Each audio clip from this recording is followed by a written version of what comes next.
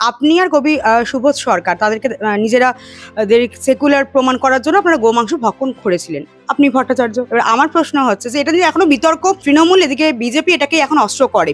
অহিন্দু ধর্মে যেটা হারাম সেটা খাইয়ে তাদের কি ধর্মনিরপেক্ষ প্রমাণ করাতে পারবে না? শুনুন, অর্ধসত্য খুব মারাত্মক। ধর্মনিরপেক্ষতা প্রমাণ করার জন্য কোনো দায় আমার নেই। আমি ধর্মনিরপেক্ষ কি নই আমার জীবনের আচরণ দিয়ে প্রমাণ হবে। ওরা একজন মানুষের বাড়িতে তার ফ্রিজে গরুর মাংস ছিল বলে সে মানুষটাকে পিটিয়ে মেরে ফেলতো। ওরা আসলে এইখান থেকে দৃষ্টি সরাতে চাইছে যে আমার ব্যক্তিগত খাদ্যাভ্যাসের জন্য আমাকে আমার জীবন দিতে হচ্ছে। এই শাসক দলরা তাদের পিটিয়ে মারছেন। আমার ছিল ওটা প্রতিবাদ যে গরুর মাংস কারো ফ্রিজে রাখলে পরে তাকে পিটিয়ে মারতে পারো, গরুর মাংস খেয়ে কিছু ক্ষতি নেই, এটাই মানুষের কাছে প্রমাণ করার জন্য।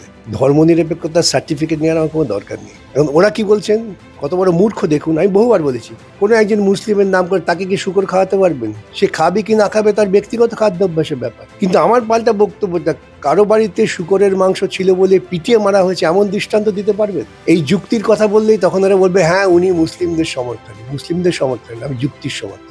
এ কোন ভারতবর্ষ যে ভারতবর্ষে মানুষের নিজস্ব খাদ্য অভ্যাসের জন্য তাকে পিটিয়ে মারা হবে? ওরা এত কথা বলছেন, আমি ভাবছি আপনাদের মারফত বলে ফেলতে, হ্যাঁ লিখতাম আমি, যে ভারতবর্ষ গোমাংস রপ্তানি করে সবচেয়ে বেশি উপার্জন করে। গোমূত্র তো রপ্তানি হয় না, ওরা গোমূত্র রপ্তানি করুন, ওদের তো গোমূত্রে পান করলে নাকি ওদের মুক্তি লাভ হয়, সেটা করতে পারছেন না কেন? প্রশ্নটা এইখানে। এই প্রশ্ন যখন তুলবেন তখনই ওদের পক্ষে সমস্যা, জবাব আসবে না, গালাগালি আসবে। তো ওরা খিস্তি দেন আমাকে, তাই আমি বলছি ভালো, এটার মধ্যে দিয়ে আপনারা আপনাদের নিজস্ব সংস্কৃতি এবং কৃষ্টির পরিচয় দিচ্ছেন, তাতে আরো খেপে গেছে। কি করবেন?